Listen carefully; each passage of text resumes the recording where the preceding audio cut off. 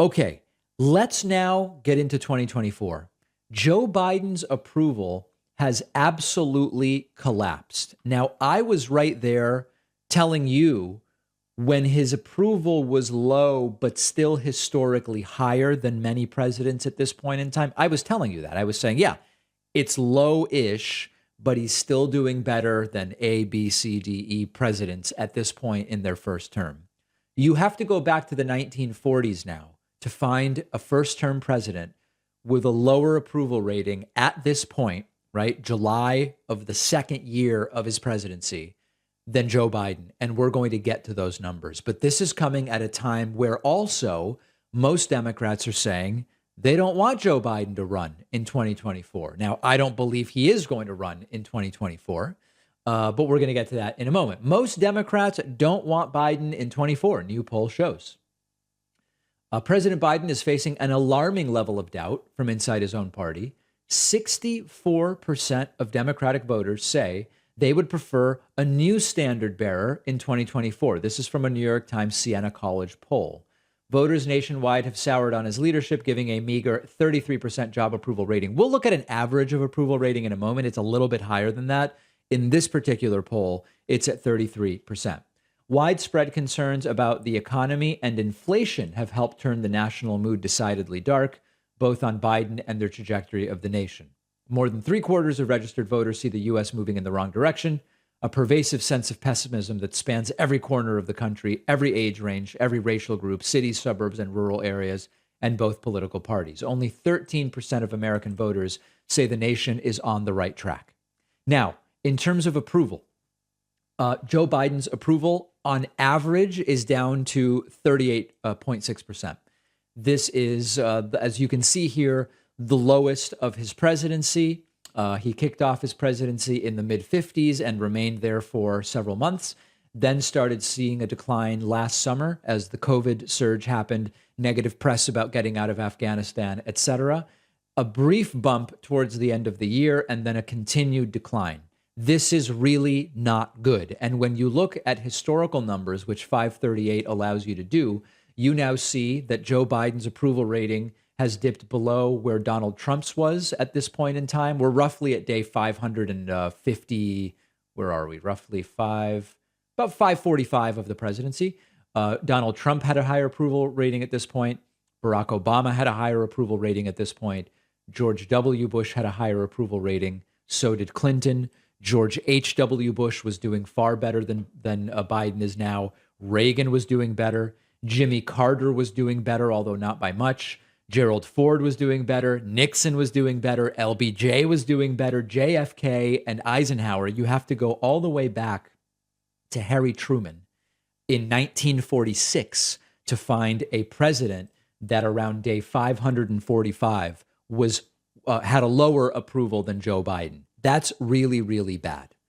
I believe it is time for Joe Biden to soon say, I will not be running for re-election in 2024. Make it public, make it clear, allow for anyone on the Democratic side to have time to consider whether they want to run for president in 2024, decide whether they want to mount a campaign, and to have a clean, open primary for 2024. And I say this for a few reasons. Number one, I just don't think Joe Biden wants to run for re-election. That's the most important thing. It's not about pushing Biden out.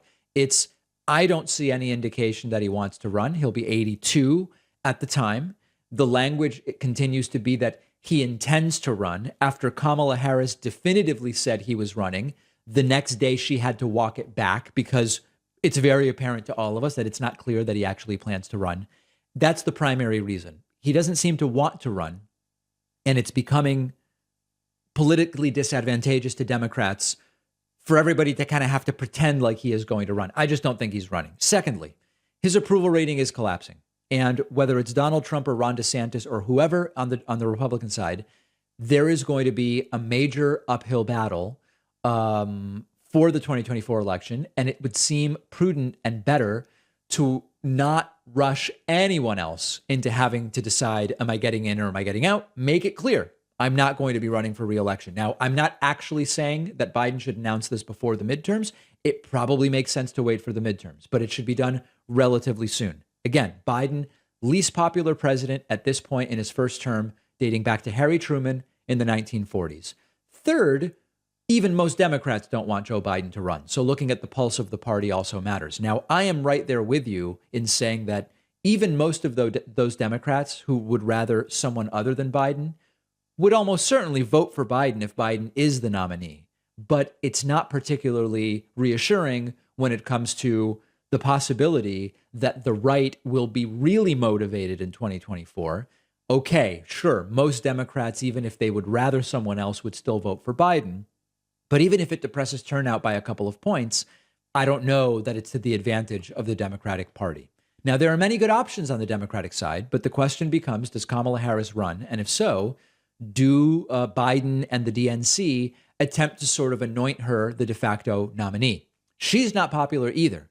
And she may lose a contested primary, but whatever is going to happen, there should be time so that Democrats don't get caught flat-footed. Now, let me say one other thing, because I already know some of the messages that I'm going to get. There's a lot of kind of finger wagging going on at people who aren't feeling inspired or confident in Biden 2024. The finger wagging should probably stop.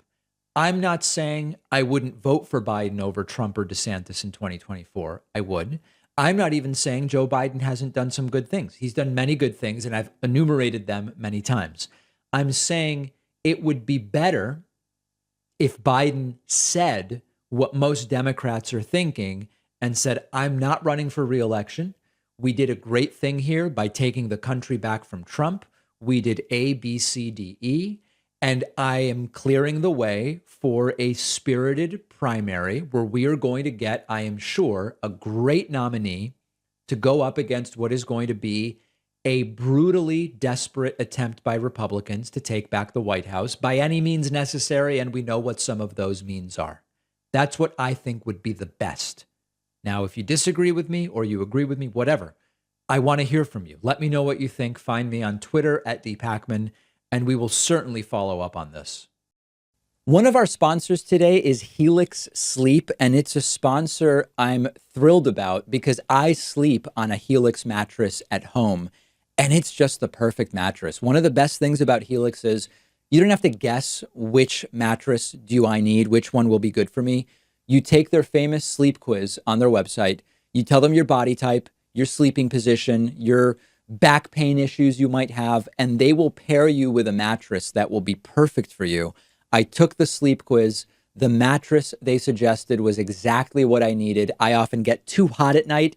The mattress keeps me cool. It's not too soft. It's not too firm. The texture is right. And I've just been getting way better sleep. You only buy a mattress every decade or so. Don't get stuck with something that's not perfect for you. And all Helix mattresses come with a 10-year warranty. And they'll even come to your house and pick it up within 100 days if you don't love it. But I think you will. For a limited time, Helix is offering up to $350 off all mattress orders, plus 2 free pillows at helixsleep.com/Pacman. It's the biggest discount they've ever offered. The link is down below.